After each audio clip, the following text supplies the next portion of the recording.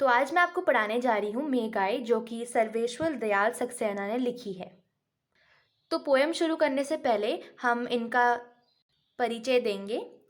तो मैं आपको इसमें 5 पॉइंट बताने जा रही हूँ। नई कविता के विख्यात कवि श्री सर्वेश्वर दयाल सक्सेना का जन्म उत्तर प्रदेश के बस्ती जिले में 15 सितंबर 1927 ईस्वी को हुआ। सेकेंड पॉइंट, सन 1965 में इन्होंने दिनमान साप्ताहिक पत्रिका के उप संपादक के पद पर कार्य किया। थर्ड पॉइंट, सन 1983 में इनका आकस्मिक निधन हो गया। पॉइंट नंबर 4, इसके बाद इन्हें बच्चों की प्रसिद्ध एवं लोकप्रिय मासिक पत्रिका पराग के संपादन की जिम्मेदारी मिली, जिसका अत्यंत सफलतापूर्वक वहन किया। और लास्ट पॉइंट है हमारा, दिनमान में प्रकाशित चरखे और चर्चे स्तंभ के लिए इन्हें बहुत लोकप्रियता प्राप्त हुई। तो पोएम शुरू करने से पहले मैं आपको कुछ सिंबल्स बता देती हूँ। मतलब जैसे इसमें एक तो हमें बता रखा है, जब भी दामाद आते हैं तो गांव के लोग दामाद का कैसे स्वागत करते हैं। तो उसी प्रकार उन्होंने इस दामाद को मेघ से, मतलब बादलों से कंपेयर किया गया है। मतलब जब भी बादल आते हैं और जब बारिश होती है तो कैसे तालाब, लता, पेड़ पौधे, ये सारे के सारे उनका स्वागत करते हैं। तो इसमें दो चीज़ हैं, हर एक लाइन में दो दो मीनिंग निकल रहे हैं। मतलब एक मीनिंग है दामाद के बारे में और दूसरा है मेघों के बारे में। तो सबसे पहले मैं आपको बता देती हूँ, ये जो सारे के सारे मैंने नोट किए हैं इनका मतलब क्या है। इसमें जो मेघ है वो दामाद से कंपेयर कर रखा है, जो शहर का दामाद है और जो गांव में आएगा। हवा है छोटे छोटे बच्चे, और वो है हमारे गांव के छोटे छोटे बच्चे। और जो ये पेड़ है वो गांव के लोग हैं। धूल लड़कियां, जो गांव की लड़कियां होती है, चाहे वो बड़ी हों चाहे वो छोटी हों। और जो नदी है वो गांव की बहू से कंपेयर करा गया है। बूढ़ा पीपल गांव का बुजुर्ग, लता पत्नी, और तालाब है पत्नी का छोटा भाई। तो अब हम शुरू करते हैं पहली लाइन से। मेघ आए बड़े बन ठन के सवर के, आगे आगे नाचती गाती बयार चली, दरवाजे खिड़कियां खुलने लगी गली गली, पाहुन जो आए हो गांव के शहर में, गांव में शहर के, मेघ आए बड़े बन ठन के सवर के। अब जो इसमें मेघ है वो दामाद से कंपेयर करे गए हैं। मतलब जब भी मेघ आते हैं वो तो एकदम बन ठन के पूरा पानी लेके आते हैं ताकि वो बरस सके। इसका मतलब है जो शहर का दामाद जो गांव में आने वाला है वो एकदम बन ठन के एकदम तैयार होके आते हैं। आगे आगे नाचती गाती बयार चली, बयार का मतलब हवा होता है। अब मैंने आपको यहाँ पर बताया था कि हवा का मतलब छोटे छोटे बच्चे, जो कि गांव की।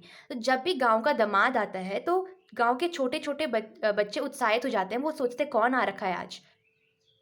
इसका मतलब है जो गांव के छोटे छोटे बच्चे होते हैं वो मेहमान को देखकर, मतलब दामाद को देखकर जिज्ञासा से भर जाते हैं और नाचते गाते हुए दामाद का पीछा करने लगते हैं। दरवाजे खिड़कियां खुलने लगी गली गली, पाहुन जो आए हो गांव में शहर के। तो जैसे ही दामाद आ रहे हैं तो वैसे गांव के घरों में जो भी दरवाजे हैं, खिड़की है, वो खुलने लग जा रही हैं हर एक गली में जहाँ से भी दामाद गुजर रहे हैं। अब कोई कोई लोग उनको छुपके से देख रहे हैं, कोई कोई लोग सामने उनके सामने छुप जा रहे हैं, उनसे शर्मा रहे हैं। तो इसमें बता रखा है कैसे गांव के दामाद आते हैं तब लोग उनका कैसे स्वागत करते हैं, लोग कैसे उत्साहित हो जाते हैं। और अगर मेघों की बात करी जाए तो जब भी जैसे ही मेघ आते हैं वो बड़े बन ठन के सवर के आते हैं। सबसे पहले मेघ आते हैं, उसके बाद हवा चलती है, और उसके बाद जो दरवाजे खिड़की होते हैं वो खुलने लग जाते हैं हवा से। तो एक तरफ से इनका मीनिंग यही हुआ, मेघ आए बड़े बन ठन के सवर के। अब हम दूसरा पैरा पढ़ेंगे। पेड़ झुक झांकने लगे गर्दन उचकाए, आंधी चली धूल भागरी घाघरा उठाए। अब मैंने आपको यहाँ पर बताया था पेड़ को कंपेयर किया गया है गांव के लोगों से। तो इन्होंने क्या बता रखा है कि जो गांव के लोग होते हैं वो अपनी गर्दन उचकाते हुए झांकने लग जाते हैं कि कौन आ रखा है आज भाई, देखते हैं हम भी। आंधी चली धूल भागी घाघरा उठाए। अब इसमें धूल का मतलब है वो गांव की लड़कियां जो दामाद को देखकर शर्मा जाती हैं और अपना घाघरा उठा के अपने घरों की ओर चल देती हैं। और बात करी जाए मेघ की, तो अब क्या होता है, सबसे पहले मेघ बन ठन के सवर के आते हैं, हवा चलती है, खिड़की दरवाजे हवा से खुलने लग जाते हैं, और उसके बाद आंधी चलने लगती है, और आखिर में धूल उड़ने लग जाती है। बाकी चितवन उठा नदी ठिठकी घूंघट सरकाए। बाकी का मतलब तिरछी, चितवन का मतलब होता है दृष्टि, और इसमें जो नदी है, मैंने यहाँ पर लिख रखा है, नदी का मतलब है गांव की बहू। तो जो भी गांव की बहू होती है वो तिरछी नज़र से दामाद को देखती है और वो भी शर्मा जाती है, तो वो अपना घूंघट सरका के वो भी छुप के देखती रहती हैं। मेघ आए बड़े बन के सवर के। और अब बादल मतलब मेघों की बात करी जाए तो जैसी मेघ आते हैं तो वैसी नदी भी, ऐसा लगता है नदी बहने लग जाती है तेज तेज। जिस तरफ हवा चलती है नदी भी उस तरफ बहने लग जाती है। मतलब ऐसा लगता है उनको, नदी को देख के ऐसा लगता है कि अपना घूंघट सरका रही है और छुप के मेघों को देख रही हो। अब इसके पीछे भी एक स्टोरी है। स्टोरी ये है, सावन के महीने में जो दामाद की पत्नी है वो अपने घर में आ रखी है, जो कि गांव में है उसका घर। तो वो सोच रही है कि मेरा दामाद जो मेरा पति है वो मुझे लेने नहीं आएगा, वो तो मुझे भूल गया है। लेकिन बाद में उसको पता चलता है कि वो सब उसका भ्रम था। उसके दामाद, उसका पति उसको लेने आया और आखिर में उन दोनों के बीच का भ्रम टूट गया था। अब हम थर्ड पैरा पढ़ेंगे। बूढ़े पीपल ने आगे बढ़कर जुहार की, बरस बाद सुधी लीनी, बोली अकुलाई लता ओट हो किवाड़ की, हरसाया ताल लाया पानी परात भर के, मेघ आए बड़े बंठन के सवर के। अब मैंने यहाँ पर लिखा है कि जो बूढ़ा पीपल है उसको गांव के बुजुर्ग से कंपेयर करा गया है। तो जो गांव का बुजुर्ग है उनकी बहुत रिस्पेक्ट होती है और वो ही सबसे, क्योंकि बड़े एल्डर सिटीजन होते हैं गांव के, इसलिए वो ही स्वागत करते हैं अपने दामाद का। बूढ़े पीपल ने आगे बढ़कर जुहार की, जुहार का मतलब अभिवादन, स्वागत किया। अब बरस बाद सुधी लीनी, इसका मतलब है 1 साल के बाद मेरी खोज खबर ली। अब ये कौन कह रहा है? अब जो पत्नी है जो सावन के महीने में अपने गांव वाले घर में आई थी रहने, तो वो बोलती है अपने पति को कि 1 साल के बाद तुमने मेरी खोज खबर ली। इसका मतलब है 1 साल हो चुका है और अब जो पत्नी का पति है वो उसको लेने आया है शहर से, वो भी गांव में। बोली अकुलाई लता ओठ हो किवाड़ की। अब मैंने आपको यहाँ पर लिखाया है कि जो लता है पत्नी, ओट का मतलब आड़ होता है और किवाड़ का मतलब दरवाजा। तो वो दरवाजे के पीछे छुपकर बोल रही है अपने पति से कि 1 साल के बाद तुमने मेरी खोज खबर ली। हरसाया ताल लाया पानी परात भर के। ताल का मतलब, इसमें मैंने आपको, ताल का मतलब तालाब होता है वैसे तो, लेकिन तालाब को पत्नी के छोटे भाई से कंपेयर किया गया है। तो तभी पत्नी का छोटा भाई आता है और वो एक पानी का परात लाता है। एक तरफ से वो उनका एक ट्रेडिशन टाइप का होता है जब वो दामाद का स्वागत करते हैं। मेघ आए बड़े बंठन के सवर के।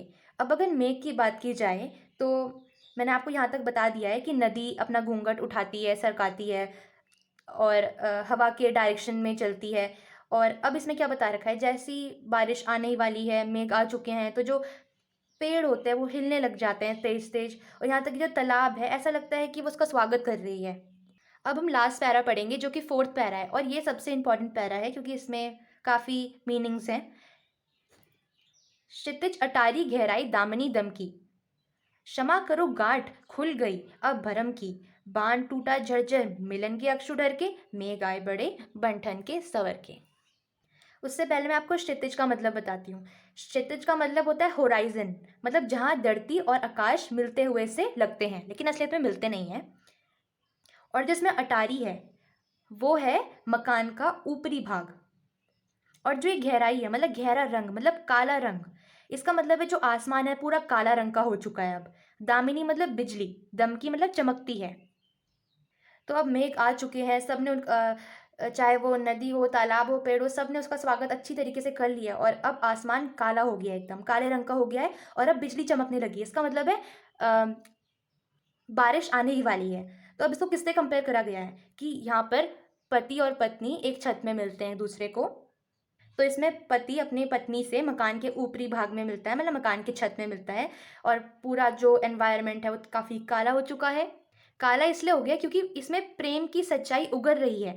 जहाँ पर पत्नी सोच रही थी कि मेरा पति कभी नहीं आएगा मेरे से मिलने, मुझे लेने कभी नहीं आएगा, लेकिन वो आ चुका है और उन दोनों के बीच का जो भ्रम है वो पूरी तरह से मिट गया है। और ना ही अब पत्नी को पति पर शक है और ना ही पति को अपनी पत्नी पर शक है। तो जो बिजली दमक रही है इसका मतलब है जो इन दोनों के बीच का भ्रम है वो टूटने ही वाला है। क्षमा करो गांठ खुल गई अब भरम की। तो पत्नी अपने पति से कह रही है कि माफ करो, क्षमा करो कि उन दोनों के बीच के जो भ्रम था वो अच्छे से मिट चुका है, अब ऐसा कुछ नहीं है, वो एक दूसरे पे शक नहीं करेंगे अब। बांध टूटा झरझर मिलन के अक्षु डर के। अब देखो, अब बांध टूट गया है, मतलब उन दोनों के बीच का धैर्य समाप्त हो गया है एक तरफ से। अब जो बादल है वो भी बरसने वाले हैं, उनका भी पूरा धैर्य समाप्त हो चुका है। मिलन के अश्रु ढर के, मतलब अब जो पत्नी है वो रोने लगी और वो उसके खुशी के आंसू हैं। तो इसी तरह जो मेघ है, जो बादल हैं, वो भी अपना पानी बरसाने लगते हैं। अब मतलब बारिश शुरू हो गई है। तो मेघ आए बड़े बन-ठन के सँवर के। तो इसमें इतना ही था। और एक तरफ से इसमें मैंने आपको 2 चीज़ें बताई। एक था कि किस तरह दामाद जब आते हैं तब उसका स्वागत होता है, और जब बादल आते हैं उसका भी किस तरह स्वागत होता है। तो इसमें 2 चीज़ों से हमने कंपेयर किया है। मतलब मेघ है हमारा पाहुन या फिर गाँव का दामाद, और प्रकृति है हमारा गाँव। तो लास्ट में यही होता है, दोनों के बीच का भ्रम टूट जाता है और आखिर में पत्नी और पति के खुशी के आँसू टपकने लगते हैं। मतलब अब बादल बरसने लगते हैं और बारिश हो जाती है आखिर में। अब लास्ट में मैं आपको थोड़ा-सा केंद्रीय भाव बता देती हूँ। इस प्रस्तुत कविता में धरती पर मेघों के आगमन का चित्रण मानवीकरण के माध्यम से किया गया है। कवि ने मेघों की तुलना शहर से बन-ठन कर आए मेहमान, जो कि दामाद हैं, से की है। इसके आगमन से प्रकृति में हलचल मच चुकी है। कोई नाच गाकर, कोई दरवाजे की ओट से झाँककर, कोई पानी भरी परात लाकर, तो कोई खुशी के आंसू बहाकर मेघों का स्वागत कर रहा है।